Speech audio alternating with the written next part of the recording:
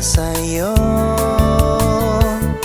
Tumunog ang beep at sa paligid ang amoy ng dagat na kalat.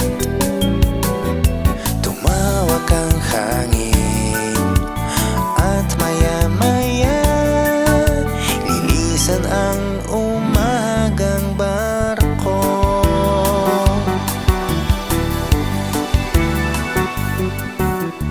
Mayroon isang lihim na panaginip ko na aakma sa atin lang dalawa ito.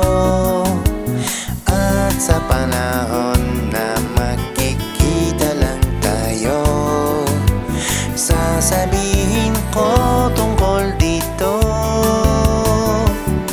Tumunog ang beep at sa paligid ang amoy ng dagat na kalat.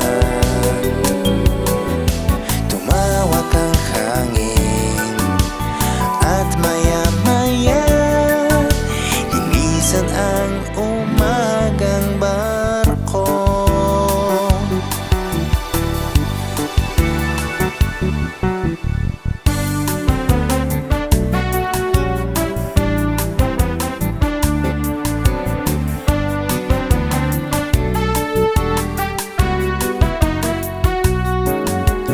Ang barko at baybayin ay